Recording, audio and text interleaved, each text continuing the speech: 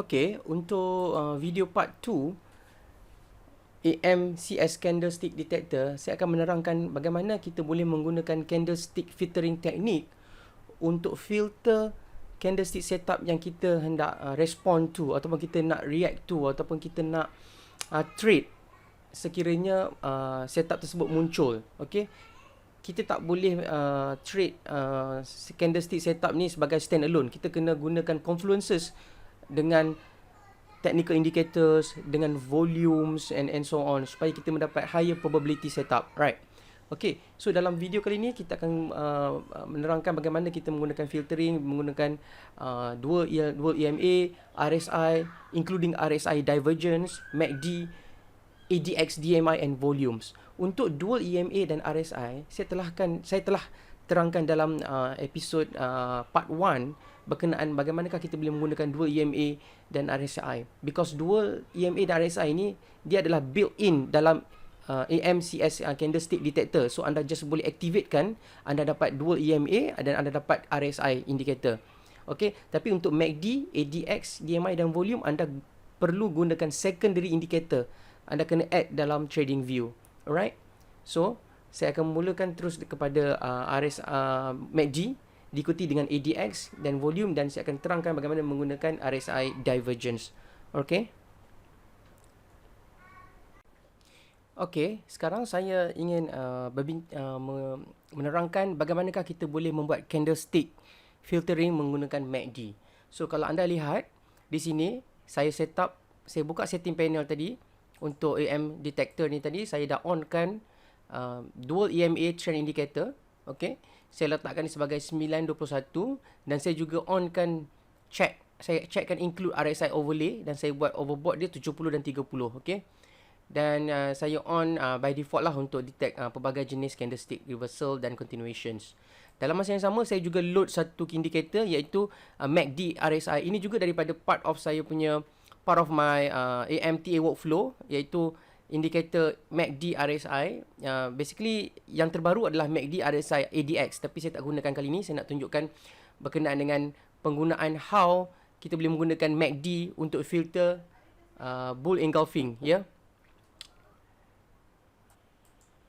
Okay, so anda boleh lihat ya, saya menggunakan MACD setting sebagai 7, 18 dan 8. Ini adalah untuk alignkan dengan saya punya setting short EMA. Okay, beza sedikit lah, tapi saya boleh juga samakan juga. Contohnya 7 dan 18 ya. 7 dan 18 untuk menunjukkan sama dengan MACD punya setting 7 dan 18 dan 8. Okay, alright. So bila kita trade, bagaimana kita nak menggunakan candlestick, right? Contohnya saya matikan dulu candlestick ni. Okay, saya offkan. So kita nampak, right? Normally kalau kita menggunakan MACD, kita tahu bahawa MACD crossover, maksudnya MACD line above signal line, terdapat crossover, kita akan initiate long, right? So bila kita initiate long, maksudnya kita masuk position buy, kita boleh dapat profit bila market teruskan dia punya uptrend, right? Okay, contohnya untuk bahagian ini, bila kita terdapat long crossover between MACD signal line dengan MACD line, kita dapat satu uptrend. Okay, so kita boleh dapat profit di situ bila kita masuk. Right. Okay, so tapi bagaimanakah kalau kita ingin menggunakan MACD ni sebagai filter untuk candle untuk menentukan candle setup tadi kan? Okay, di sinilah kita boleh onkan kita punya CS pattern detector.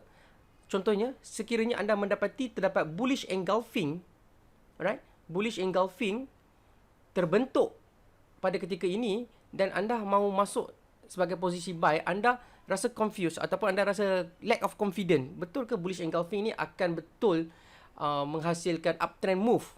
Okey, anda boleh onkan MACD RSI, dan bila anda onkan MACD RSI anda dan anda alignkan anda punya EMA setting dengan overbought setting tadi, dan anda dapati bahawa tempat di mana bullish engulfing terbentuk adalah tempat di mana juga MACD line cross above signal line yang menunjukkan perubahan trend daripada downtrend, kita ada downtrend di sini, dan ke uptrend.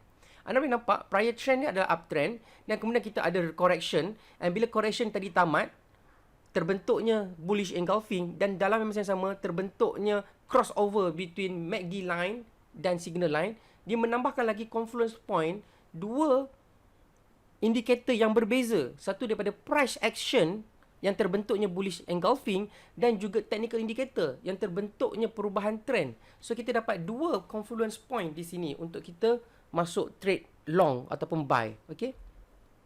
So harap di sini konsepnya sangat mudah ya. Dan anda boleh juga dapati contoh-contoh di lain seperti bearish. Anda boleh nampak ni bearish kan. Ni market sedang membuat short uptrend and then dia reverse, right. Bila dia reverse, anda boleh lihat market membuat bentuk bear engulfing, right. Kita ada satu body white candle and engulfed by black candle dan muncul di situ bearish engulfing.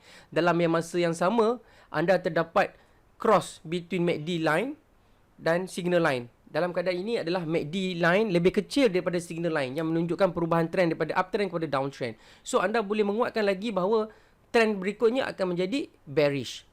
Walaupun anda terdapat signal bullish engulfing, right. Anda maybe terfikir, okay, bullish engulfing, adakah saya perlu trend, adakah saya akan boleh uptrend? Tapi anda boleh filter bullish engulfing ni dengan menunjukkan MACD. Anda boleh nampak MACD line, perbezaan di antara MACD line dan signal line sangat kecil. Ini menunjukkan tiada significant strong momentum between the price yang membuat between EMA 7 dan EMA 18 dia membuat tidak jarak yang berbeza.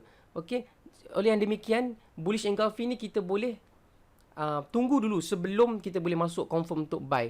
Tapi setelah candle berikutnya membawa masuk bearish engulfing dan terdapat crossover between signal line dan MACD line yang menunjukkan cross down, menunjukkan bearish, kita menguatkan lagi bahawa this is a bearish movement. Okey, ataupun kita boleh tengok lagi candle yang di mana kita boleh mendapatkan bahawa MACD boleh digunakan sebagai filter. Alright. Okay, di sini anda nampak di bahagian resistance kan, anda nampak satu candlestick setup bearish engulfing terbentuk. Tetapi MACD kita masih lagi menunjukkan bullish. Alright. Ini satu kelemahan MACD juga dalam erti kata dalam penarifan filtering, sebab MACD adalah lagging indicator while price action is a leading indication, right. Leading indicator. So di sini anda mungkin lebih percaya kepada bearish engulfing. Kalau saya sendiri, saya lebih percaya pada bearish engulfing daripada momentum yang ditunjukkan, trend yang ditunjukkan oleh MACD. Tapi kalau anda perhatikan betul-betul, anda boleh nampak MACD signal line sudah pun flat, menunjukkan kelemahan momentum uptrend. Anda boleh nampak histogram, histogram telah naik sampai ke puncak and then dia sedang menurun. Dan ini juga boleh digandakan sebagai soft indication that bearish engulfing will initiate the bearish movement, right. Okay. So kita boleh lihat lagi contoh-contoh di mana, okay, ini contoh ni sangat bagus kan. Anda boleh nampak market telah pun masuk ke bahagian area oversold. Anda ingat tadi seperti saya terangkan, RSI berwarna lime ini, green hijau muda ini membawa masuk oversold. Dan di MACD RSI indicator pun saya letakkan sekali oversold indication. So anda tahu market telah pun berada dalam oversold extended region, extended oversold, menunjukkan dia makin kurang, harga makin jatuh and jatuh dalam keadaan oversold.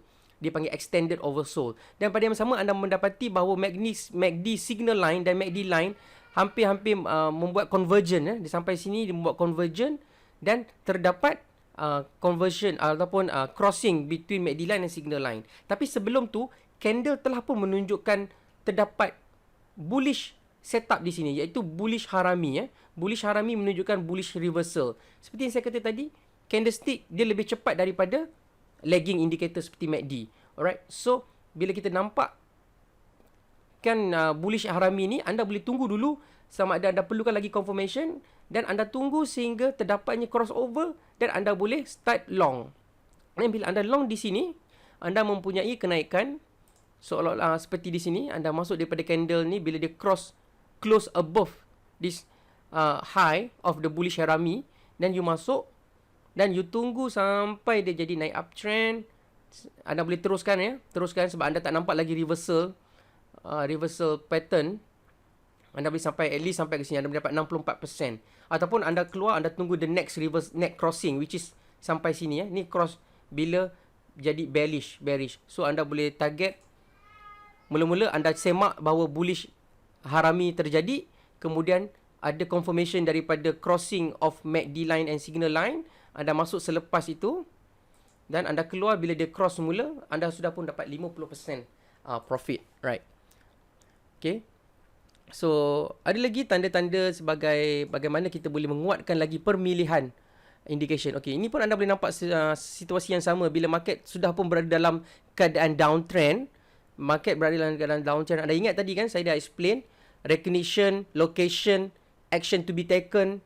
Alright, semua ni adalah kriteria di mana kita nak cari bullish CS pattern bila ada downtrend. Kemudian bila downtrend tu sampai ke penghujungnya, candle setup bullish akan terbentuk, dan jika dia terbentuk dalam masa yang sama mempunyai confluence dengan MACD line and signal line yang membuat convergence, maksudnya dia akan membuat crossing, anda boleh mendapati dua signal ini, bullish engulfing dan crossing, boleh memberikan anda movement upside selepas ini sebanyak 12% untuk kategori inilah. Alright. Okay. So, sometimes dia akan bagi kita long swing, sometimes dia bagi short swing. Okay. Contoh kalau yang macam ini boleh bagi long swing, right? Anda boleh nampak satu white candlestick, right? Bila white candlestick, dia ada crossing dengan MACD cross di sini, dan menyebabkan uptrend sustainability sampai ke atas. And then anda boleh tengok juga terdapatnya terdapatnya bearish rejection daripada shooting star, yang kemudian diikuti oleh crossing signal line crossing above the MACD line, menunjukkan perubahan trend ke downtrend, dia align dan menunjukkan market terus kepada bearish. Okay, so saya harap anda faham bagaimana kita boleh filter candlestick menggunakan MACD. Tapi anda kena ingat, anda kena tune anda punya MACD setting supaya sama juga dengan trend yang ditunjukkan di dalam market. Okay. Okay, seterusnya saya akan menggunakan DMI atau ADX DMI untuk filter candlestick setup. Contohnya saya ingin mendapatkan bullish candlestick setup. Saya onkan saya punya indicator CS detector dan saya biarkan dia scan untuk detect potential CS reversal. Dalam macam keadaan di mana dalam uptrend daripada sideway, market sedang membuat sideway dan market hendak membuat breakout from the sideway trend. Contohnya macam gini, kita ada market is doing sideway trending for couple of days, right? Anda boleh nampak di sini, right? So saya tukar colornya kepada pinks, ya. Anda boleh nampak market sedang trading in the range lah, ya. So, kemudian kita ada satu breakout from the range, market untuk naik atas dan retest semula dan naik atas, kan. Okey, sebelum market itu keluar daripada range, kita dapati bahawa terdapat white inside out up, iaitu candlestick pattern bullish. Alright? Tapi bagaimanakah kita nak tahu sama ada this bullish ni akan menyebabkan breakout from this resistance, right? Macam mana sebelum hari yang kita candlestick ni siap, bagaimana kita nak tahu bahawa candle yang breakout ni akan memberikan momentum yang sustainable momentum ataupun retrace dan naik semula, kan. Tapi dalam konteks ini, kita tidak pasti bahawa sama ada momentum itu akan bagi kuat, sama ada panjang swing atau long swing, right. Tapi kita tahu selepas daripada pembentukan bullish candlestick ni, dia mempunyai bullish effect after that, right. Itu yang kita nak tahu. So bila white inside out up ini muncul, kita menggunakan ADX DMI, dalam ni kita panggil DMI. DMI positif berwarna biru dan DMI negatif berwarna merah. So bila terdapatnya crossover DMI positif lebih besar daripada DMI negatif, ia menunjukkan market sudah pun start trend, uptrend, dan kemudian terdapatnya bullish candlestick pattern. So terdapat dua confluences di sini, kan. So bila terdapat dua confluence point ini, kita boleh beranggapan bahawa breakout from this range can be supported by strong trend, alright.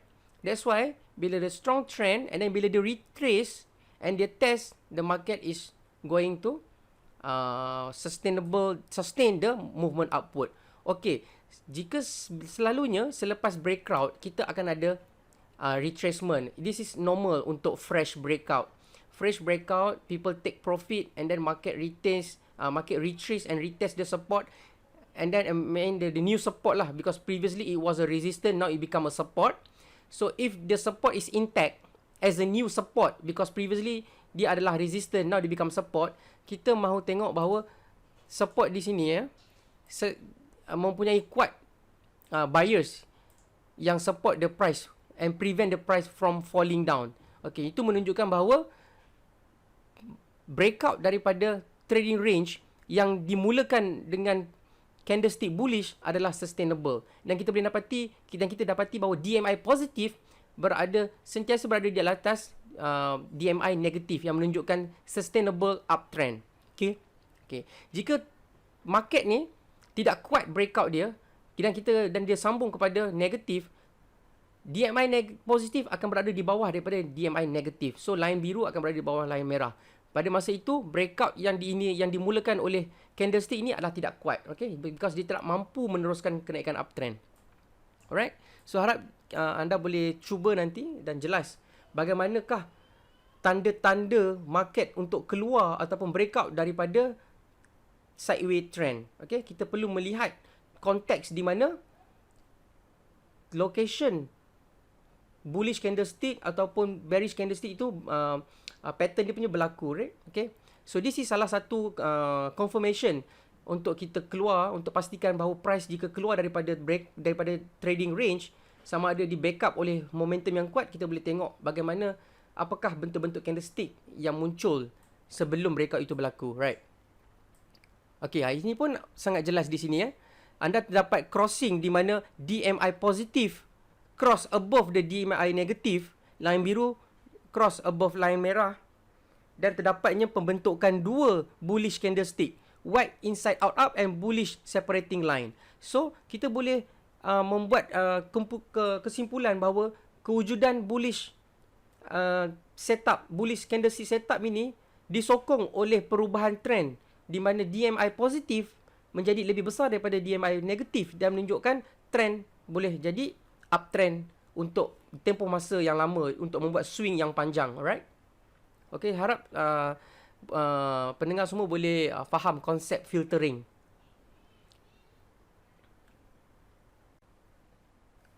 Okay, kali ini saya ingin menerangkan penggunaan volume sebagai filter untuk menentukan sama ada sesuatu candlestick setup itu perlu di-trade ataupun perlukah kita respon terhadap pembentukan candlestick setup itu. Maksudnya, kita menggunakan volume untuk menilai sama ada CS setup itu adalah real bullish breakout ataupun real bullish reversal ataupun real bullish continuation ataupun is a real bearish continuation ataupun real bearish reversal. Okay, kita tahu bahawa kalau anda sendiri boleh nampakkan setiap pembentukan ni mempunyai bentuk yang sangat banyak, right?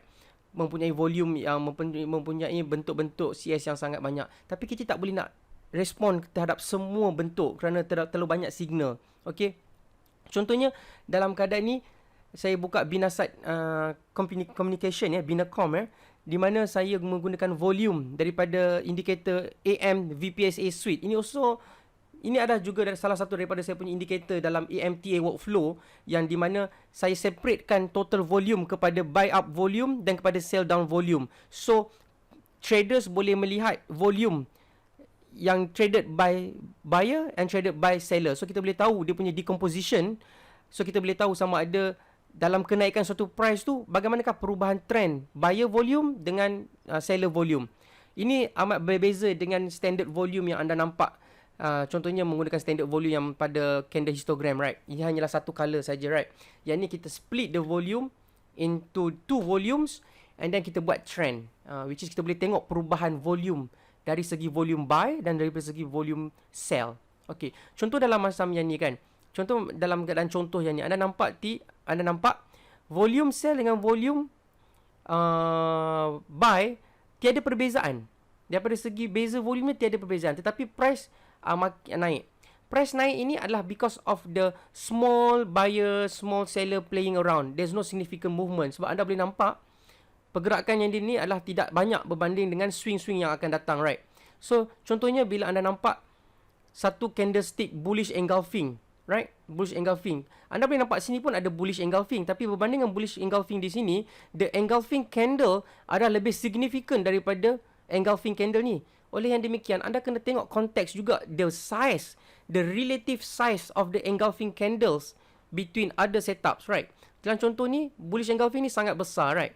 Bila dia sangat besar, anda tengok, okay, kita ada bullish engulfing di sini, tetapi jarak uptrend ni tidak banyak. Adakah bullish engulfing yang ini akan membuat jarak yang lebih banyak ataupun lebih kurang? So, anda tak pasti, right? So, bila anda buka indikator yang boleh membagi sokongan terhadap bentuk bullish engulfing tersebut dengan menunjukkan kenaikan buy volume yang signifikan, anda boleh mempunyai lebih confidence level untuk memasuki trade.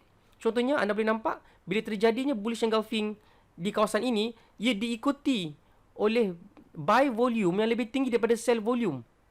Okey, dan menyebabkan sell buy volume lebih tinggi daripada sell volume. Right? So, bila buy volume lebih tinggi daripada sell volume dan pergerakannya disokong oleh bentuk bullish engulfing, so anda boleh mempunyai keyakinan lebih bahawa trend ni akan sustainable untuk swing yang lebih panjang berbanding swing daripada bullish engulfing yang di sini, di mana bullish engulfing di sini tidak disokong oleh penambahan buy volume. Right? Ini sangat jelas kan? So, kita ambil contoh di bahagian lain juga, di mana terdapatnya perubahan volume yang boleh backup pembentukan sesuatu CS reversal. Okay, kita cari market lain. Kita boleh try pelbagai market ya. Okay. Right, okay, ini adalah contoh downtrend. Anda nampak shooting star, and then di mana bila shooting star ini berlaku, the sell volume lebih tinggi daripada buy volume di sini. Dan sell volume terus meningkat dan buy volume terus keadaan flat ataupun tak signifikan. Dalam pada masa yang sama, shooting star ni telah menyebabkan market downtrend. Okay? Jadi ini kita panggil salah satu cara untuk kita evaluate. Adakah shooting star ini efeknya kuat untuk jadikan bearish? Dan anda boleh confirm dengan perbezaan di antara sell volume dan buy volume sangat ketara ya. Sebab jarak dia dua ni antara sangat jauh. Okey, apa lagi yang kita boleh cari untuk menunjukkan bahawa volume boleh digunakan sebagai filter sama ada candle tu mempunyai kekuatan. Seperti begini, anda tahu bila market telah retrace dan terdapatnya bullish engulfing dan dalam pada yang sama terdapat kenaikan volume buy dan anda terus masuk. Sebab ini daily ya, kalau anda buka pada lower time frame, anda boleh masuk. Anda mempunyai 8 jam opportunity untuk masuk ketika ini berlaku. Setelah bullish engulfing terbentuk, terdapat penambahan volume daripada segi buy volume dan anda boleh masuk within that same day dan anda boleh enjoy kenaikan yang tinggi sebelum people take profit atau menjadi overbought. Okay? Right, so kita cuba pergi tengok market yang lain juga, so randomly ya.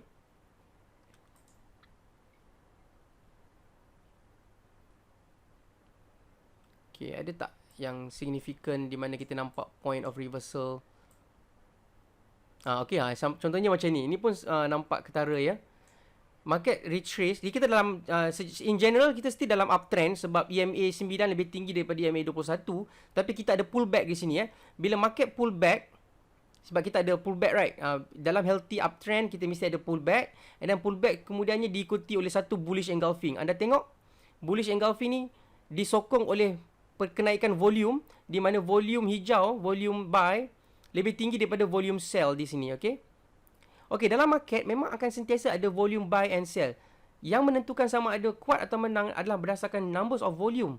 Right? Sebab kita tengok, bila kita nampak candle yang ada upper wick and lower wick, jelas kita terdapat battle between buyer and seller. That's why kita ada perubahan seller volume and buyer volume sebab dia saling mengatasi sama antara satu sama lain untuk menang. Right, that's why kita ada wicks. Kalau kita ada completely long candle, shaven head, shaven toe, tak ada wicks, kita boleh dapati bahawa salah satunya mesti mempunyai sangat tinggi dan salah satu volumenya mempunyai sangat rendah, right? Itu sangat ketara. Okay. So kita cuba cari market-market yang ada significant. Okay, ini pun sama, right? Anda boleh nampak bila kewujudan bearish engulfing, kita nak tahu sama ada bearish engulfing ni akan menyebabkan kejatuhan harga yang teruk. Kita boleh tengok perubahan sell volume dengan buy volume, ya. Kita dapati sell volume di sini menurun bersama dengan buy volume, tapi selepas je bear engulf terbentuk, kita dapati sell sell volume semakin meninggi dan mengatasi buy volume. Di sini kita tahu bahawa market falls akan lebih kuat dan sangat ketara disebabkan oleh peningkatan sell volume. Okay? So saya harap jelas penggunaan volume sebagai filter sesuatu pembentukan candle, sama ada candle tu untuk buat reversal, bullish reversal ataupun bearish reversal. Okay? Okay, kita tengok lagi satu. Cuba kita tengok lagi satu contoh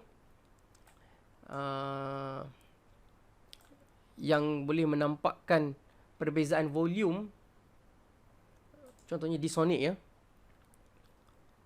Okay, di Sonic ni kita ada satu contoh.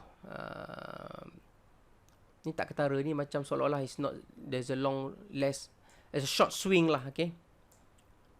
Okay, ni kita boleh besarkan volume dia. Kita boleh tengok supaya kita lebih significant. Right. Di sini pun anda boleh nampak terdapatnya bullish engulfing dan terdapatnya pergerakan volume hijau ataupun buy volume lebih tinggi daripada sell volume, menyebabkan bullish engulfing ni membuat swing yang agak ketara, ya. Kita boleh still dapat profit untuk this particular swing. Right. Yes.